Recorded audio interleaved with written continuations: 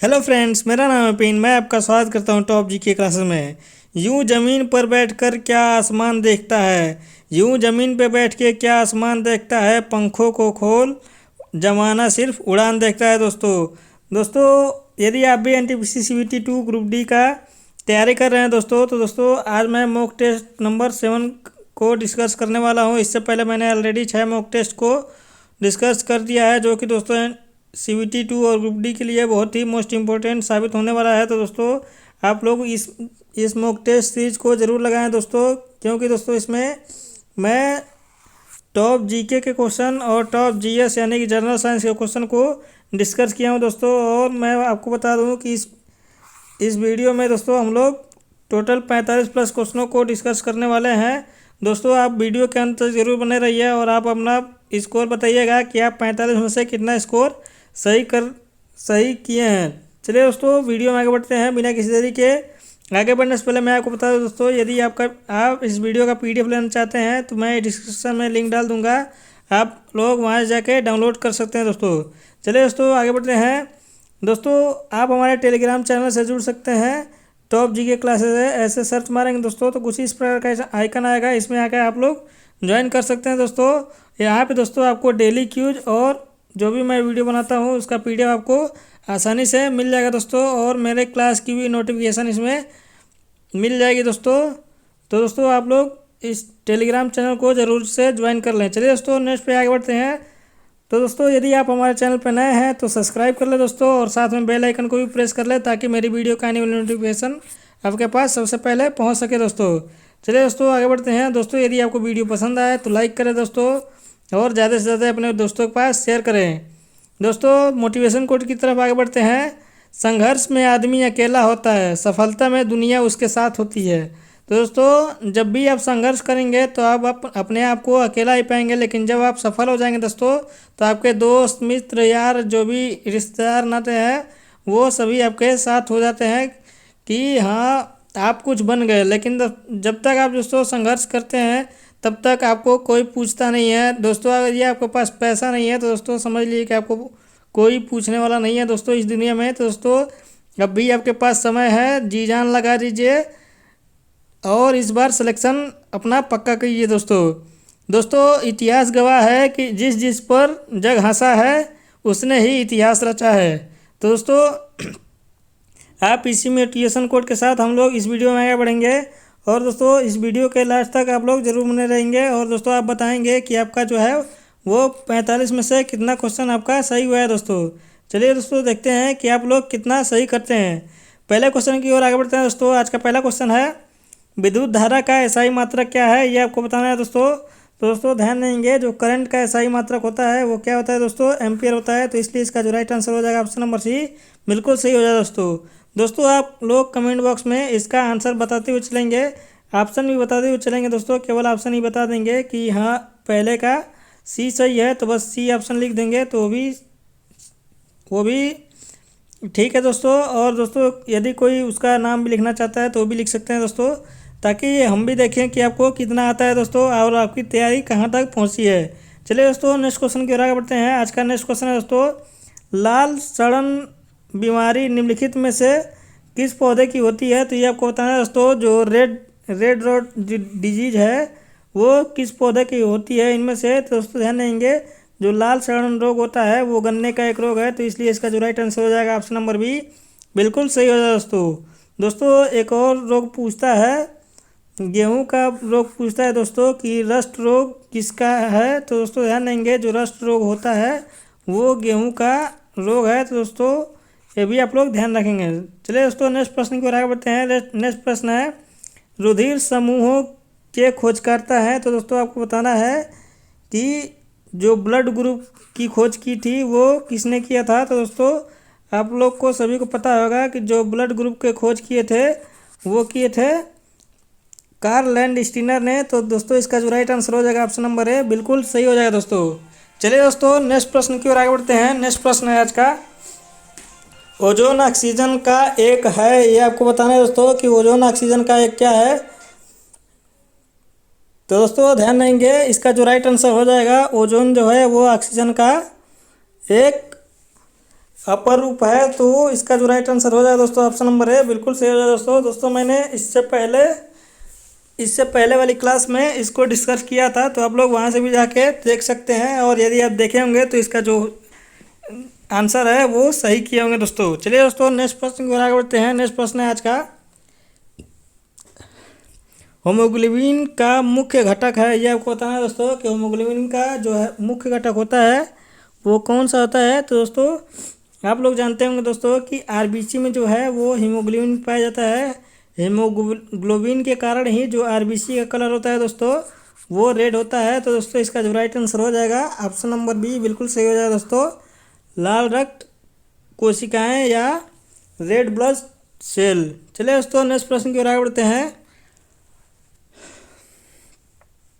ऊर्जा सूर्य से पृथ्वी की ओर किस प्रकार यात्रा करती है, ये आपको बताना है दोस्तों कि जो ऊर्जा होती है वो सूर्य से पृथ्वी की ओर किस रूप में आती है। तो दोस्तों ध्यान देंगे विकिरण के रूप में आती है, तो इसलिए इसका जो राइट आंसर हो जाएगा वो कौन सा हो जाएगा दोस्तों, ऑप्शन नंबर सी बिल्कुल सही हो जाएगा दोस्तों। दोस्तों यदि आपसे पूछ ले कि संवहन किस में होता है, तो दोस्तों मान लीजिए ये कोई रॉड है लोहे की, आप लोग दोस्तों यहाँ पे गर्म करते हैं, यहाँ पे इसको आग से गर्म करते हैं दोस्तों, तो धीरे धीरे जो ऊर्जा होती है वो यहाँ तक आ जाती है। तो यह जो होता है दोस्तों यह संवहन कहलाता है, ऊर्जा का स्थानांतरण होना। तो दोस्तों ये भी आप लोग ध्यान देंगे, ये भी परीक्षा में पूछा जा चुका है। चलिए दोस्तों नेक्स्ट प्रश्न की ओर आगे बढ़ते हैं। नेक्स्ट प्रश्न है आज का, निम्नलिखित में से कौन सा एक धूम कोहरे का घटक नहीं है, ये आपको बताना है दोस्तों।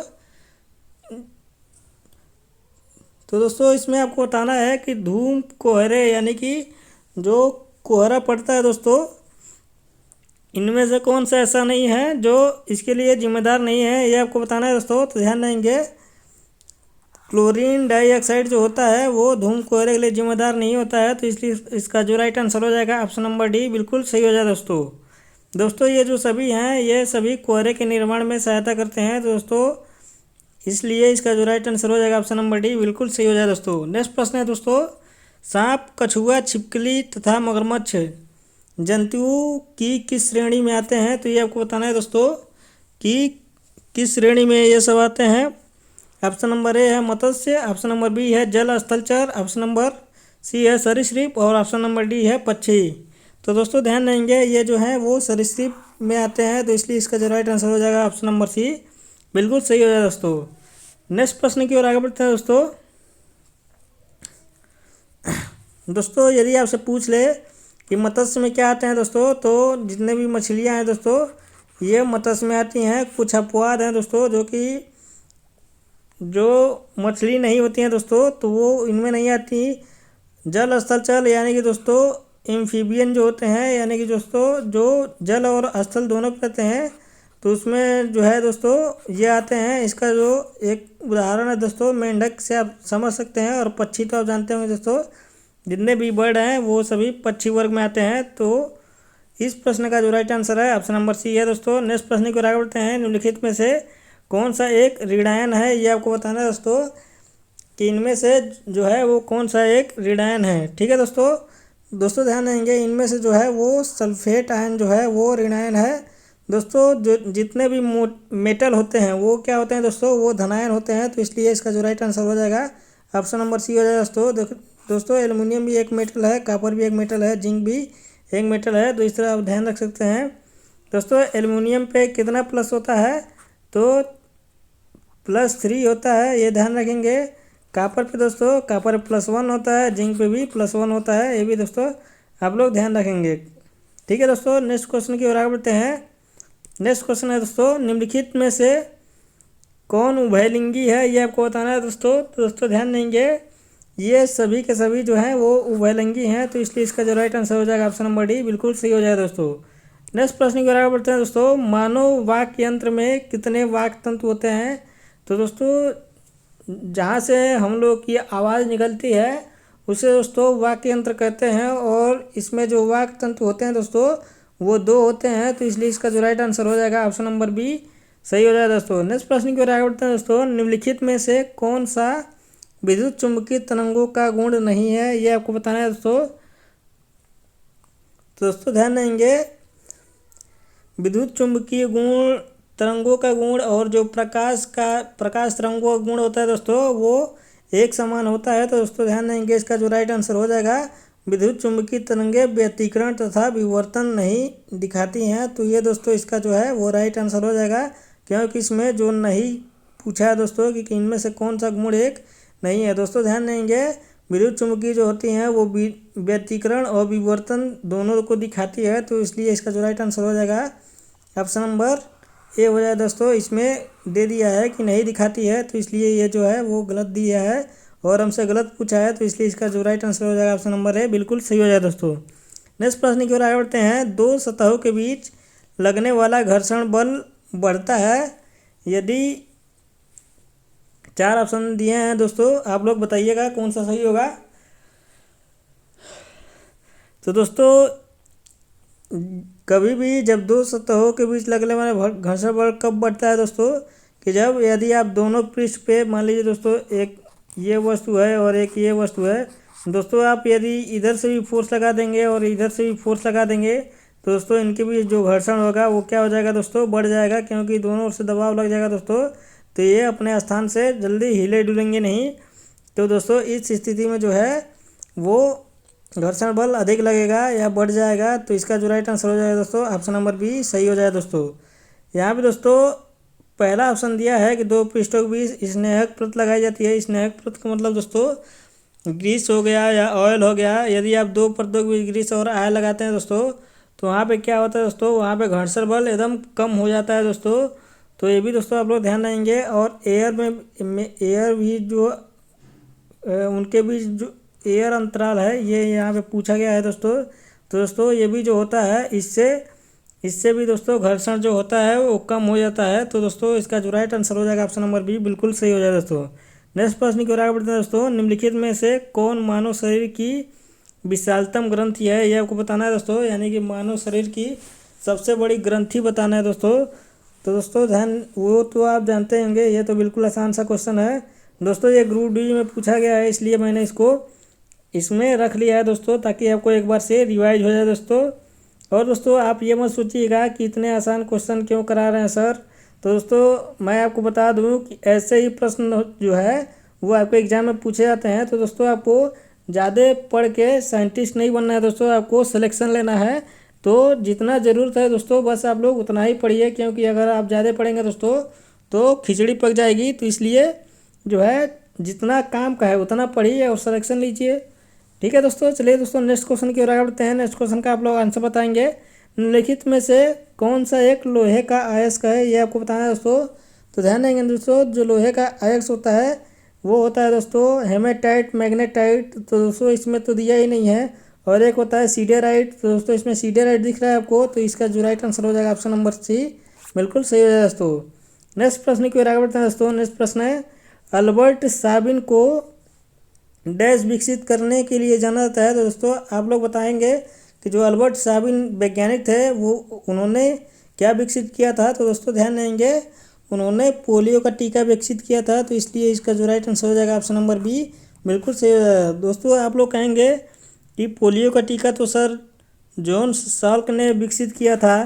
तो दोस्तों मैं आपको बता दूं कि जॉन साल्क और अल्बर्ट साबिन दोनों ने मिलकर पोलियो का टीका का विकास किया था। तो इसलिए इसका जो राइट आंसर हो जाएगा ये हो जाएगा दोस्तों। तो आप लोग इससे इनका भी नाम ध्यान रखेंगे दोस्तों।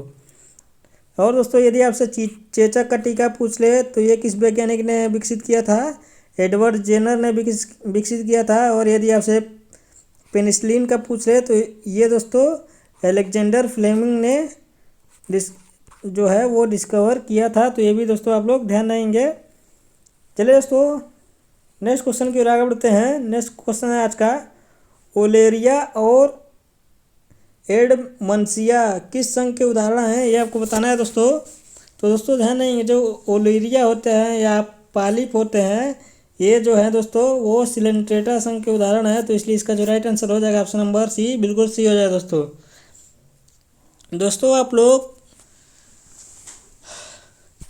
वर्गीकरण के बारे में पढ़ के जाइएगा, क्योंकि इसमें से दोस्तों आपको एक क्वेश्चन देखने को मिलेगा ही मिलेगा। तो दोस्तों आप लोग क्लासिफिकेशन को अच्छे से पढ़ के जाइएगा दोस्तों। ठीक है, नेक्स्ट क्वेश्चन की ओर आगे बढ़ते हैं। माचिस की रगड़ने वाली सतह पर चूर्णित कांच तथा थोड़ा लाल डैश लगाते हैं। तो दोस्तों जो आपका माचिस होता है, जो दोस्तों आप लोग तिल्ली से इस पर रगड़ते हैं, इस तरह मैच बॉक्स होता है दोस्तों ना, तो यहाँ पे कुछ डॉट डस्ट लाल कलर का होता है, वो क्या होता है दोस्तों? तो वो होता है दोस्तों फास्फोरस। तो वही आपसे पूछ रहे हैं दोस्तों, वो क्या होता है? तो वो फास्फोरस होता है। तो इसलिए इसका जो राइट आंसर हो जाएगा ऑप्शन नंबर डी, बिल्कुल सही है दोस्तों। और दोस्तों जो माचिस की तीली के नोक पे जो रेड से दिखाई देता है आपको, वो भी दोस्तों फास्फोरस ही होता है। तो ध्यान देंगे, ऐसे उसके बारे में भी क्वेश्चन पूछा जाता है, तो ये भी आप लोग दोस्तों ध्यान देंगे। नेक्स्ट प्रश्न की ओर आगे बढ़ते हैं दोस्तों। नेक्स्ट प्रश्न है, वाहनों के पार्श्व दर्पणों में किस प्रकार का दर्पण उपयोग किया जाता है? तो दोस्तों आपको बताना है कि जो साइड मिरर के रूप में उपयोग किया जाता है, वो कौन सा दर्पण किया जाता है? तो वो दोस्तों उत्तल दर्पण किया जाता है। तो इसलिए इसको जो राइट आंसर हो जाएगा ऑप्शन नंबर ए, बिल्कुल सही हो जाएगा दोस्तों। चलिए दोस्तों नेक्स्ट प्रश्न की ओर आगे बढ़ते हैं। किसी वस्तु की विरामावस्था को डैश चाल की अवस्था माना जाता है। तो दोस्तों यदि कोई वस्तु विरामावस्था में है तो उसकी चाल किस अवस्था मानी जाती है? तो शून्य चाल अवस्था मानी जाती है। तो इसलिए इसका जो राइट आंसर हो जाएगा बिल्कुल सही है दोस्तों। दोस्तों यदि कोई वस्तु विरामावस्था में है, यानी कि दोस्तों वो रुकी हुई है, तो उसका चाल कितना होगा दोस्तों? शून्य होगा। तो इसलिए इसका जो राइट आंसर हो जाएगा दोस्तों ऑप्शन नंबर डी, बिल्कुल सही हो जाएगा दोस्तों। नेक्स्ट प्रश्न की ओर आगे बढ़ते हैं दोस्तों। एक ऊष्माशोषी प्रतिक्रिया क्या होती है? तो दोस्तों एक होता है ऊष्माशोषी और एक होता है ऊष्माक्षेपी। दोस्तों इन दोनों में ही बिल्कुल छोटा सा डिफरेंस है, आप लोग देख लीजिएगा। ऊष्माशोषी है और एक है दोस्तों ऊष्माक्षेपी। ठीक है दोस्तों, ऊष्माक्षेपी प्रतिक्रिया या अभिक्रिया। तो दोस्तों ध्यान देंगे, जो ऊष्माशोषी होता है वो जो है वो ऊष्मा का अवशोषण करता है, यानी कि एब्जॉर्प्शन करता है दोस्तों। और जो दोस्तों ऊष्माक्षेपी होता है वो ऊष्मा को बाहर निकालता है। तो ये दोस्तों आप लोग ध्यान देंगे। तो ऊष्माशोषी यहाँ पे पूछा है, तो ये दोस्तों ऊष्मा का क्या करेगा दोस्तों? अवशोषण करेगा। तो इसलिए इसका जो राइट आंसर हो जाएगा ऑप्शन नंबर बी, बिल्कुल सही हो जाएगा दोस्तों। चलिए दोस्तों नेक्स्ट प्रश्न की ओर आगे बढ़ते हैं। नेक्स्ट प्रश्न है आज का दोस्तों, उम्मीद है आपको वीडियो पसंद आ रही होगी दोस्तों। यदि आपको वीडियो पसंद आए तो लाइक करते हुए चलिए दोस्तों वीडियो बनाने में बहुत ही मेहनत लगती है, तो दोस्तों आप लोग मेरे लिए एक लाइक तो कर ही सकते हैं। चलिए दोस्तों नेक्स्ट प्रश्न की ओर आगे बढ़ते हैं। निम्नलिखित में से किस गैस का रिसाव भोपाल गैस त्रासदी के समय में हुआ था? तो वो दोस्तों ध्यान देंगे, जो भोपाल गैस त्रासदी हुई थी दोस्तों 1984 में। दोस्तों ये भी आपसे ईयर पूछ लेता है, और किस कंपनी में हुआ था? यूनियन कार्बाइड कंपनी में हुआ था। तो दोस्तों कंपनी का नाम भी पूछ लेता है। तो दोस्तों ये भी दोस्तों आप लोग ध्यान देंगे, यूनियन कार्बाइड कंपनी में जो है वो भोपाल गैस त्रासदी में जो है वो गैस का रिसाव हुआ था। वो गैस था दोस्तों मिथाइल आइसोसाइनेट। तो दोस्तों ये भी आप लोग ध्यान देंगे दोस्तों, वेरी वेरी मोस्ट इम्पोर्टेंट है दोस्तों। और ये कब हुआ था दोस्तों? 2 दिसंबर को हुआ था।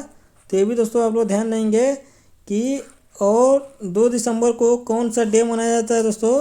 तो दोस्तों नेशनल पॉल्यूशन कंट्रोल डे मनाया जाता है। तो ये भी आप लोग दोस्तों ध्यान देंगे, यहाँ से भी क्वेश्चन एग्जाम में पूछा जा चुका है और आगे भी पूछा जा सकता है, तो इसलिए इसको ध्यान रखें दोस्तों। नेक्स्ट प्रश्न की ओर आगे बढ़ते हैं दोस्तों। दूसरा सबसे बड़ा प्राणी संघ है, ये आपको बताना है दोस्तों कि कौन सा जो है वो दूसरा प्राणी संघ है जो सबसे बड़ा है। तो दोस्तों जानते हैं कि जो सबसे बड़ा है दोस्तों वो कौन सा है दोस्तों? तो वो है दोस्तों आर्थ्रोपोडा। ये तो आप लोग सभी लोग जानते होंगे कि जो आर्थ्रोपोडा होता है वो सबसे बड़ा फाइलम है। और जो दूसरा फाइलम है दोस्तों वो कौन सा है, वो आपको बताना है दोस्तों। तो वो है दोस्तों मोलास्का जो है वो दोस्तों वो दूसरा सबसे बड़ा फाइलम है, यानी दूसरा सबसे बड़ा संघ है दोस्तों। तो दोस्तों इसका जो राइट आंसर हो जाएगा ऑप्शन नंबर ए, बिल्कुल सही हो जाएगा दोस्तों। और दोस्तों यदि आपसे सबसे बड़ा संघ पूछा जाए तो वो उसका आंसर जो हो जाएगा दोस्तों आर्थ्रोपोडा हो जाएगा। तो ये भी आप लोग ध्यान देंगे। नेक्स्ट प्रश्न को आगे बढ़ते हैं। गुणात्मक रूप में दोस्तों ध्यान से पढ़ेंगे क्वेश्चन को, क्योंकि दोस्तों यदि आप लोग ध्यान से क्वेश्चन को नहीं पढ़ेंगे दोस्तों तो बिल्कुल गलत कर देंगे। गुणात्मक रूप में किसी वस्तु के विरामावस्था रहने या समान वेग में गतिशील रहने की प्रवृत्ति को डैश कहते हैं। तो दोस्तों इसका आंसर आप लोग बताइए, थोड़ा मैं देखूं कि कौन कौन इसका आंसर बिल्कुल सही बताते हैं। तो दोस्तों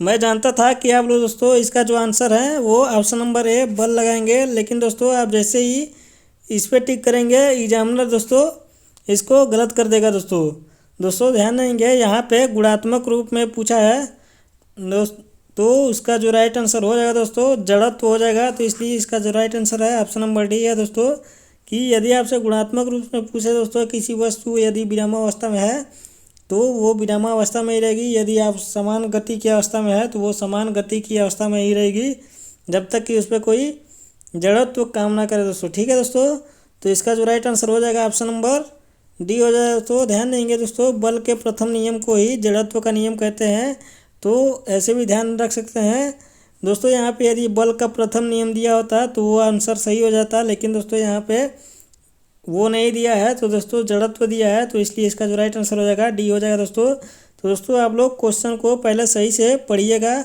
नहीं तो दोस्तों कई लड़के ऐसे होते हैं, कई बच्चे ऐसे होते हैं कि क्वेश्चन को सही से पढ़ते नहीं हैं और ऑप्शन में गलत करके आ जाते हैं और घर पे आते हैं तो कहते हैं कि मैंने तो सही कर दिया, लेकिन बाद में पता चलता है कि दोस्तों क्वेश्चन मैंने सही से नहीं पढ़ा था इसलिए गलत हो गया। तो दोस्तों आप लोग क्वेश्चन को सही से पढ़िए और ऑप्शन को भी पूरा देख के पढ़िएगा। ठीक है, नेक्स्ट क्वेश्चन की राह बढ़ते हैं दोस्तों। शक्ति का एसआई मात्रक क्या होता है ये आपको बताना है दोस्तों। तो दोस्तों ध्यान देंगे, जो पावर का एसआई मात्रक होता है वो वाट होता है, तो इसलिए इसका जो राइट आंसर हो जाएगा ऑप्शन नंबर बी हो जाएगा दोस्तों। और पास्कल किसका मात्रक होता है दोस्तों। तो दोस्तों ध्यान देंगे, जो पास्कल होता है वो प्रेशर यानी कि दाब का मात्रक है। तो दोस्तों ये भी एग्जाम में पूछा जा चुका है कि दाब का मात्रक क्या होता है, पास्कल होता है ऐसा यूनिट। तो और जो इस क्वेश्चन का राइट आंसर हो दोस्तों ऑप्शन नंबर बी है। नेक्स्ट क्वेश्चन की ओर आगे बढ़ते हैं दोस्तों अब हम लोग जो है यहाँ से जनरल नॉलेज के बारे में डिस्कस करेंगे दोस्तों। जो भी जनरल नॉलेज से संबंधित प्रश्न आपसे पूछे जाते हैं उसके बारे में डिस्कस करेंगे। इससे पहले हम लोग 25 क्वेश्चन दोस्तों जनरल साइंस के कवर कर चुके हैं। चलिए दोस्तों फटाफट इसको भी देख लेते हैं।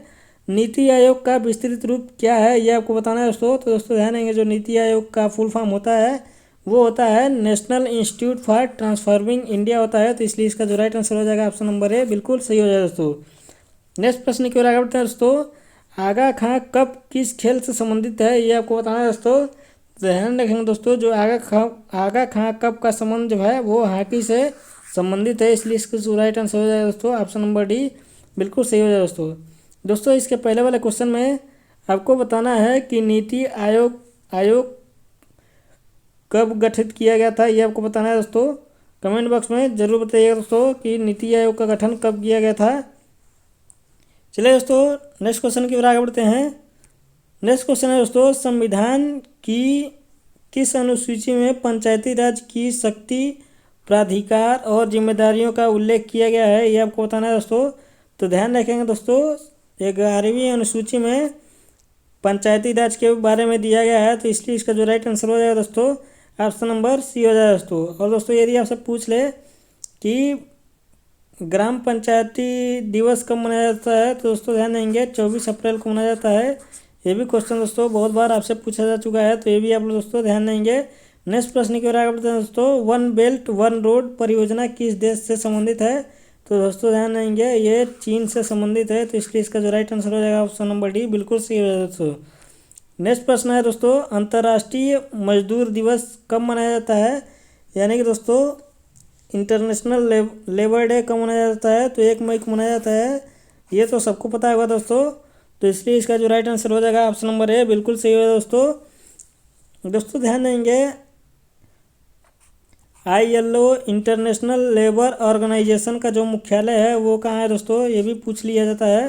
तो ध्यान देंगे दोस्तों, ये जिनेवा स्विट्जरलैंड में है, तो ये भी आप लोग दोस्तों ध्यान देंगे। और दोस्तों यदि आपसे पूछ ले कि ILO का जो है वो स्थापना कब किया गया था, किस वर्ष में, तो दोस्तों ध्यान देंगे 1901 में किया गया था, तो ये भी दोस्तों आप लोग ध्यान देंगे, ये भी आपसे क्वेश्चन पूछ लिया जाता है। नेक्स्ट प्रश्न की ओर आगे बढ़ते हैं दोस्तों। मधुबनी शैली भारत के निम्न में से किस राज्य से संबंधित है, तो दोस्तों ध्यान देंगे ये बिहार राज्य से संबंधित है, तो इसका जो राइट आंसर हो जाएगा ऑप्शन नंबर ए बिल्कुल सही हो जाएगा दोस्तों। नेक्स्ट प्रश्न की ओर आगे बढ़ते हैं।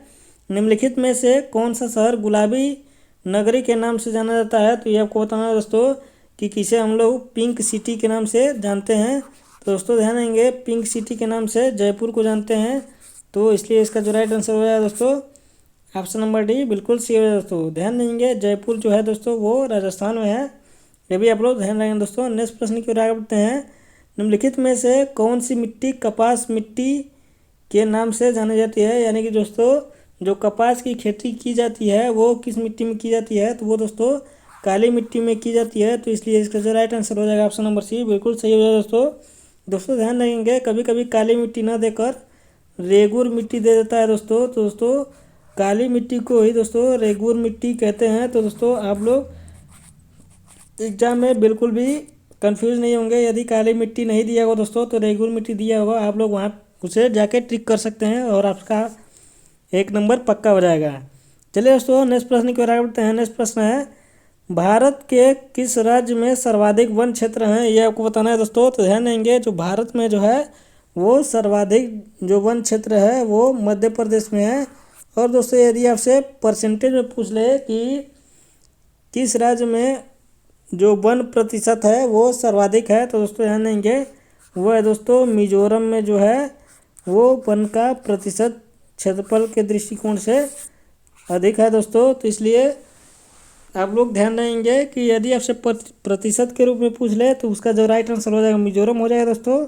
और यदि आपसे बिना प्रतिशत के पूछे तो वहाँ पे जो सही हो जाएगा दोस्तों सर्वाधिक वन क्षेत्र मध्य प्रदेश में है। तो ये दोस्तों आप लोग ध्यान देंगे। नेक्स्ट प्रश्न की ओर आगे बढ़ते हैं। नोबेल पुरस्कार कुल कितने क्षेत्रों में दिया जाता है? तो इसको आप लोग बताना है दोस्तों। तो ध्यान देंगे, जो नोबेल पुरस्कार है वो 6 क्षेत्रों में दिया जाता है। तो इसलिए इसका जो राइट आंसर हो जाएगा ऑप्शन नंबर बी बिल्कुल सही हो जाएगा दोस्तों। दोस्तों ध्यान रखेंगे, जब नोबेल पुरस्कार की स्थापना की गई थी 1901 में दोस्तों, तो उस समय जो है दोस्तों नोबेल पुरस्कार जो है वो 5 क्षेत्रों में दिया जाता था। लेकिन दोस्तों 1968 से जो है दोस्तों एक और पुरस्कार को इसमें ऐड कर लिया गया। तो दोस्तों 1968 से कितने पुरस्कार दिए जाते हैं? तो 6 क्षेत्रों में पुरस्कार दिए जाते हैं। ये आप दोस्तों ध्यान देंगे। नेक्स्ट प्रश्न की ओर आगे बढ़ते हैं दोस्तों। नेक्स्ट प्रश्न है, भारतीय संविधान के किस अनुच्छेद के अनुसार उम्मीदवार की संपत्तियों और देयताओं के बारे में जानने का अधिकार नागरिक को है? तो दोस्तों इसको आपको बताना है दोस्तों। तो ध्यान देंगे, आप लोग दोस्तों संपत्ति से ये मत सोच लीजिएगा कि इसका जो ऑप्शन हो जाएगा वो ऑप्शन नंबर बी सही हो जाएगा दोस्तों। लेकिन दोस्तों आप लोग यहाँ पे भी पढ़िए कि यहाँ पे दिया गया है कि भारतीय संविधान के किस अनुच्छेद के अनुसार उम्मीदवार को संपत्तियों और देयताओं के बारे में जानने का अधिकार है। तो दोस्तों यहाँ पे जानकारी के बारे में पूछ रहा है, ना कि दोस्तों संपत्ति के अधिकार के बारे में पूछ रहा है दोस्तों। तो दोस्तों इसका जो राइट आंसर हो जाएगा ऑप्शन नंबर सी हो जाएगा दोस्तों। अनुच्छेद 19A में दोस्तों इसके जानने के बारे में अधिकार दिया गया है। तो इसलिए दोस्तों इसका जो राइट आंसर हो जाएगा ऑप्शन नंबर सी हो जाएगा दोस्तों। यदि दोस्तों आपसे पूछता है कि संपत्ति का अधिकार किस में दिया गया है, तब दोस्तों उसका जो राइट आंसर हो जाता है ऑप्शन नंबर बी हो जाता है। लेकिन दोस्तों यहाँ पे जानने के बारे में अधिकार पूछा है, तो इसलिए इसका जो राइट आंसर हो जाएगा ऑप्शन नंबर सी हो जाएगा दोस्तों। उम्मीद है दोस्तों आपको ये प्रश्न का आंसर समझ में आया होगा। दोस्तों यदि आपको समझ में आया है तो फटाफट से थम्स अप दिखाइएगा दोस्तों। चलिए दोस्तों नेक्स्ट प्रश्न की ओर आगे बढ़ते हैं। असुमेलित तथ्य को पहचानना है दोस्तों, यानी कि इसमें से दोस्तों कौन सा सुमेलित नहीं है उसको आपको पहचानना है। तो दोस्तों ऑप्शन नंबर ए है कश्मीर को विशेष दर्जा, अनुच्छेद 370 में है। तो ये दोस्तों तो बिल्कुल सही है। दूसरा है दोस्तों मौलिक कर्तव्य 12 से 35 में है, ये भी दोस्तों बिल्कुल सही है। नेक्स्ट है राज्य के नीति निर्देशक तत्व जो है वो 36 से 51 में है। तो दोस्तों ये भी सही है। अगला है दोस्तों नागरिकों के मौलिक कर्तव्य अनुच्छेद 90 में है। दोस्तों ये तो गलत है, ये जो है मौलिक कर्तव्य जो है वो अनुच्छेद 51A में है दोस्तों। तो दोस्तों ये गलत है, तो इसलिए यही जो है ऑप्शन दोस्तों आपका बिल्कुल सही हो जाएगा। तो इस प्रश्न का आंसर कौन सा है दोस्तों? ऑप्शन नंबर डी बिल्कुल सही हो जाएगा दोस्तों। नेक्स्ट प्रश्न की ओर आगे बढ़ते हैं। निम्नलिखित में से कौन सा स्मारक मुगल शासक अकबर द्वारा बनवाया गया था? तो दोस्तों ध्यान देंगे, जो बुलंद दरवाज़ा है ये अकबर के द्वारा बनवाया गया था। और दोस्तों इसलिए जो इसका राइट आंसर हो जाएगा दोस्तों ऑप्शन नंबर डी हो जाएगा। कुतुब मीनार दोस्तों आप तो जानते हैं, कुतुबुद्दीन ऐबक ने 4 मीनार, टीपू सुल्तान ने, और दिल्ली का लाल किला दोस्तों ये शाहजहां ने बनवाया था। ये आप लोग सभी लोग जानते हैं। तो दोस्तों इसको एलिमिनेट करके भी आप लोग इसका आंसर दे सकते थे। चलिए दोस्तों नेक्स्ट प्रश्न की ओर आगे बढ़ते हैं। नेक्स्ट प्रश्न है आज का, राष्ट्रीय ध्वज की चौड़ाई और उसकी लंबाई साथ साथ का क्या अनुपात होता है? तो दोस्तों इसका आंसर आप लोग बताएंगे। हमें पता था दोस्तों कि आप लोग इसका आंसर ऑप्शन नंबर डी देंगे, लेकिन दोस्तों आप लोग प्रश्न को सही से पढ़िए। ठीक है दोस्तों, यहाँ पे देखिए दोस्तों क्या दिया है, राष्ट्रीय ध्वज की चौड़ाई। तो दोस्तों इसमें पहले चौड़ाई दिया है, उसके बाद से लंबाई दिया है दोस्तों। तो दोस्तों ध्यान, वो तो सभी लोग जानते हैं कि जो लंबाई और चौड़ाई का जो रेशियो होता है वो 3:2 होता है दोस्तों। लेकिन यहाँ पे दोस्तों क्वेश्चन में घुमा दिया है, तो आप लोग ऑप्शन नंबर डी दे दिए। लेकिन दोस्तों इसका जो राइट आंसर होगा वो ऑप्शन नंबर सी होगा दोस्तों। तो दोस्तों मैं फिर से कह रहा हूँ कि आप लोग क्वेश्चन को पहले सही से पढ़ना सीखिए दोस्तों, नहीं तो दोस्तों एग्जामिनर इसी तरह प्रश्न आपको देखने में आसान लगेगा दोस्तों, लेकिन उसी क्वेश्चन को घुमा देगा। यदि आप सही से नहीं पढ़ेंगे दोस्तों तो आप बिल्कुल उसका आंसर गलत करके आएंगे। तो दोस्तों पहले आप लोग क्वेश्चन को सही से पढ़िए और क्या कह रहा है क्वेश्चन ये समझिए। ठीक है, चलिए दोस्तों नेक्स्ट क्वेश्चन की ओर आगे बढ़ते हैं। नेक्स्ट क्वेश्चन है दोस्तों, निम्नलिखित में से कौन सा जोड़ा सुमेलित है? ये आपको बताना है दोस्तों कि कौन सा जोड़ा इसमें से जो है वो सही है। तो दोस्तों पहला है अरशद जो है वो कौटिल्य ने लिखा है, ये तो बिल्कुल सही है दोस्तों। तो इसलिए इसका जो राइट आंसर हो जाएगा ऑप्शन नंबर ए ही हो जाएगा। तो आगे आगे हमको देखने की जरूरत ही नहीं है। चलिए दोस्तों नेक्स्ट प्रश्न की ओर आगे बढ़ते हैं। नेक्स्ट प्रश्न है, निम्नलिखित में से कौन अलीपुर बम षड्यंत्र मामले में शामिल था?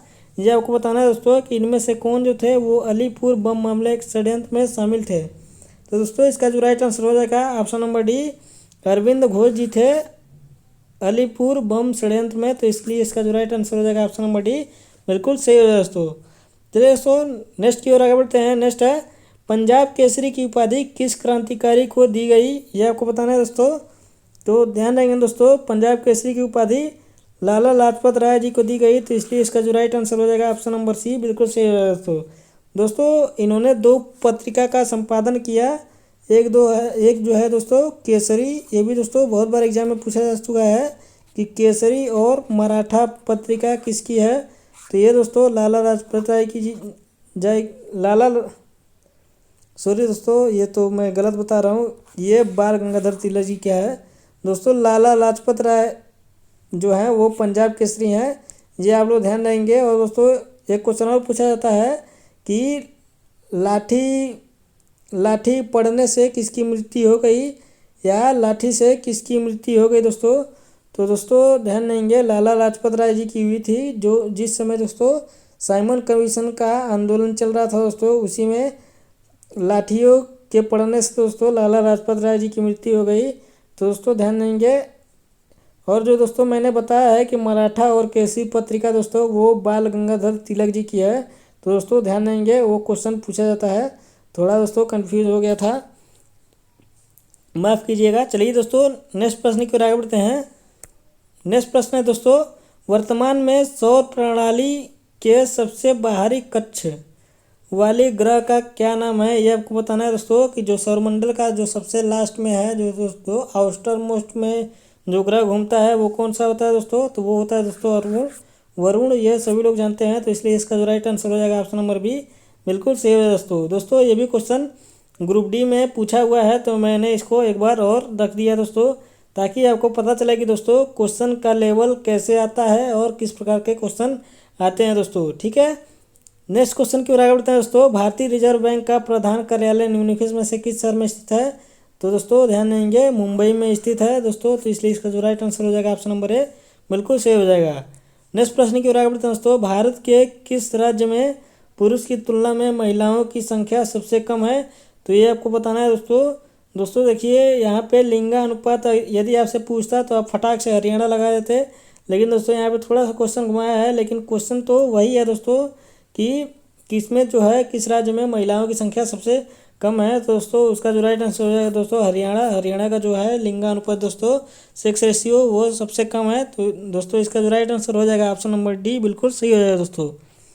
नेक्स्ट प्रश्न की ओर आगे बढ़ते हैं दोस्तों। तो दोस्तों दोस्तों आप लोग ज़रूर बताएंगे कि आपका 45 में से कितना क्वेश्चन सही हुआ।